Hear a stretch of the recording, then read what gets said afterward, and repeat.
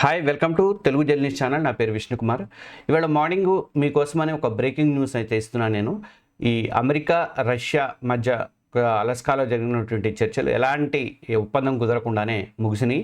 అలస్కాలో Trump Putin మధ్య చర్చలలో ఎలాంటి ఒప్పందం అనేది జరగలేదు. ఉక్రెయిన్తో యుద్ధ విరమణకు ఒప్పందం కుదురుతుందని చెప్పేసి అనుకున్నారు, కానీ అసలు దాని గురించే వాళ్ళు మాట్లాడుకుంటున్నారని చెప్పేసి అనుకున్నారు.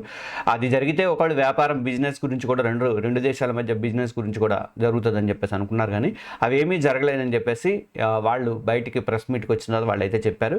పుతిన్తో జరిగినటువంటి చర్చల్లో పురోగతి మాత్రం ఉంది అని చెప్పేసి అమెరికా అధ్యక్షుడు డొనాల్డ్ ట్రంప్ అయితే ఈ సమావేశం తర్వాత చెప్పారు. ఉక్రెయిన్తో జరిగినటువంటి చర్చల్లో ఎలాంటి ఒప్పందం కుదరకపోవడంతో ట్రంప్ అండ్ పుతిన్ ఇద్దరు కూడా అలస్కా నుంచి వెనక్కి వెళ్ళిపోయారు.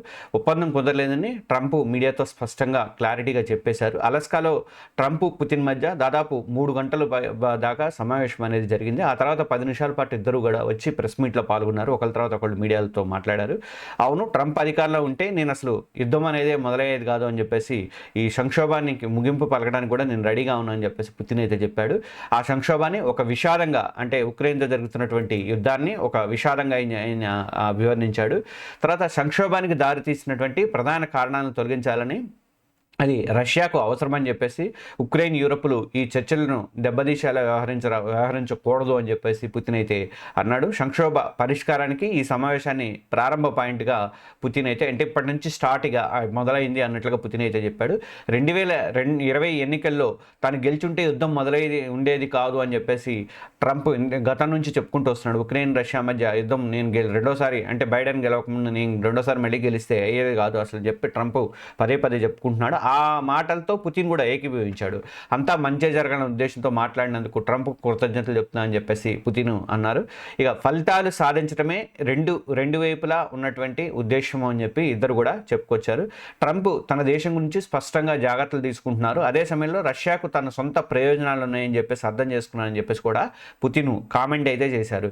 ఇక రష్యా అమెరికాను సముద్రాలు వేరు చేసినప్పటికీ కూడా రెండు సమీపంలో ఉన్నటువంటి ఇరుగు పొరుగు దేశాలని చెప్పేసి పుతిన్ అయితే చెప్పుకొచ్చాడు. 4 కిలోమీటర్ల దూరం మాత్రమే ఉంది వాళ్ళకి మాకు, ఇది నిజం అని చెప్పేసి పుతిన్ హలో నైబర్ అంటూ మళ్ళీ ఆ ప్రెస్ మీట్లో ట్రంప్ని పలకరించే ప్రయత్నం అయితే చేశారు. తర్వాత మాట్లాడినటువంటి ట్రంప్ ఏమన్నాడంటే, పుతిన్తో సమావేశానికి 10కి 10 మార్కులు వేస్తాను అని చెప్పేసి ఆయన అయితే అన్నాడు. చాలా విషయాల మీద ఒప్పందం అంగీకారం అయితే కుదిరింది ఇద్దరి మధ్య, ఇంకా కొన్ని మిగిలి ఉన్నాయి, వాటిల్లో ఒకటి చాలా ముఖ్యమైనదని చెప్పేసి ట్రంప్ అయితే చెప్పాడు.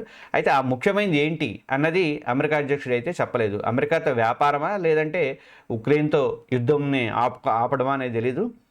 ఎందుకంటే ట్రంప్ ఎప్పుడు కూడా ఫస్ట్ ప్రయారిటీ ఇచ్చేది అమెరికా బిజినెస్కి మాత్రమే ఇస్తాడు, లేదంటే తన సొంత బిజినెస్కి ఇస్తాడు. పాకిస్తాన్లో ఇప్పుడు ఒప్పందాలు చేసుకుంటున్నట్టుగా తన సొంత బిజినెస్కి అయితే ప్రయారిటీ అయితే ఇస్తాడు. కానీ ఈ నిన్నటి చర్చలలో ఉక్రెయిన్ ప్రెసిడెంట్ జెలెన్స్కీని కానీ యూరోపియన్ కంట్రీస్ని కానీ ఇన్వాల్వ్ చేయలేదు. వాడు మొదటి నుంచి మమ్మల్ని కూడా ఇన్వాల్వ్ చేయండి అని అడిగినా కూడా ఇన్వాల్వ్ చేయలేదు.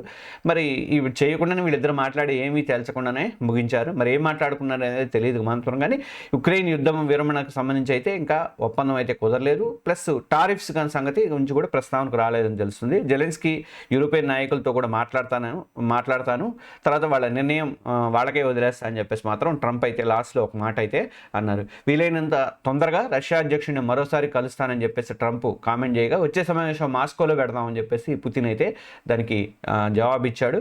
చూద్దాం దాన్ని బట్టి, పరిస్థితులను బట్టి అని చెప్పేసి ట్రంప్ దానికి అన్నాడు. మొత్తానికైతే ఇద్దరు సమావేశం బాగా జరిగింది, మంచి ఫలితాలు ఇచ్చిందని చెప్పేసి ట్రంప్ ఇక నిర్ణయించాల్సింది చాలా ఉందని చెప్పేసి చెప్పుకుంటూ వచ్చాడు. మీరు పక్కన విజువల్స్ చూస్తుంది, అది బాంబర్ మన ఇరాన్ మీద దాడి చేసినటువంటి అవి. పుతిన్ వచ్చినప్పుడు మరి దాన్ని చూపించుకోవడానికో లేకపోతే ఒక ప్రొటెక్షన్ కానీ అంటున్నారు, కానీ నేనైతే మాత్రం చూపించుకోవడానికే మన ట్రంప్ అయితే ఆ ప్రయత్నం చేశాడమని అనిపించింది. ఇక చర్చల్లో పురోగతి సాధించడానికి ఇంకా చాలా మంచి అవకాశం ఉందని చెప్పేసి ట్రంప్ అయితే అన్నాడు. మరి ట్రంప్ తర్వాత ఇద్దరు అయిపోయిన తర్వాత ఒకళ్ళొకళ్ళు షేక్ హ్యాండ్ ఇచ్చుకున్నారు. ఇద్దరు కలిసి ఫోటోలకు పోజులు ఇచ్చేసేసి ఎవరి దారిన వాళ్ళు వెళ్ళిపోయారు. అయితే రిపోర్టర్ నుంచి వచ్చినటువంటి ప్రశ్నలకు ఏవి కూడా ఇద్దరు సమాధానం అయితే చెప్పలేదు. వాళ్ళు అసలు రిపోర్టర్ ప్రశ్నలకి రెస్పాండ్ అయితే కాలేదు.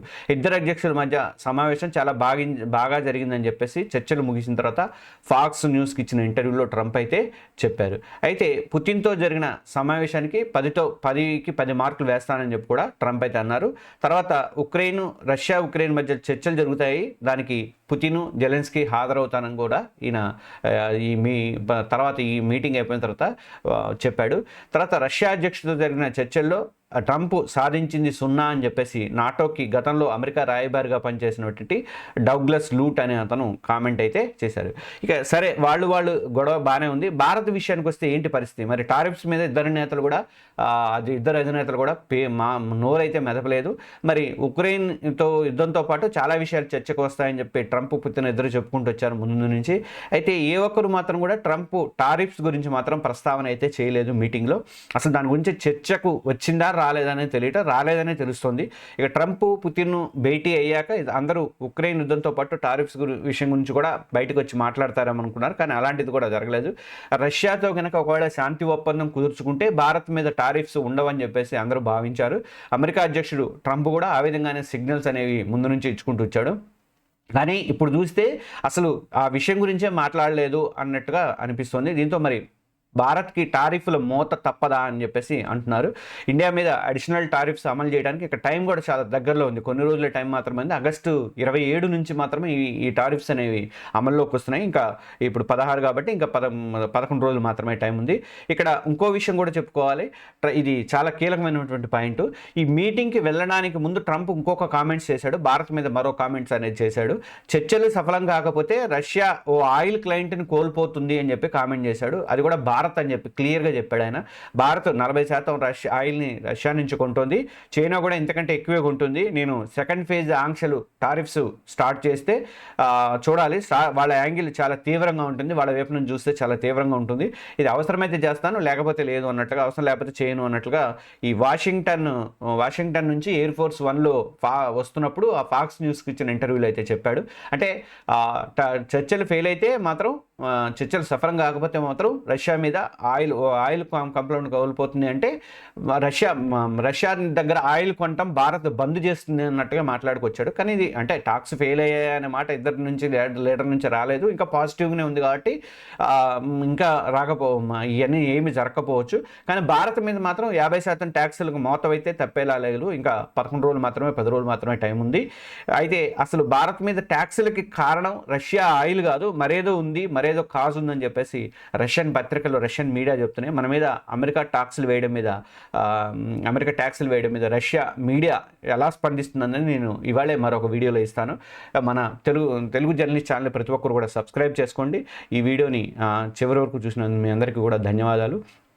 మన ఛానల్ ఈ వీడియోని మాత్రం లైక్ చేయడం మర్చిపోవద్దు. మీరు ఎక్కువ మంది లైక్ చేస్తే యూట్యూబ్ వాళ్ళు ఎక్కువ మందికి సిఫార్సు చేయడానికి అవకాశం అయితే ఉంటుంది. మన ఛానల్ మాత్రం సబ్స్క్రైబ్ చేసుకోండి. Thank you.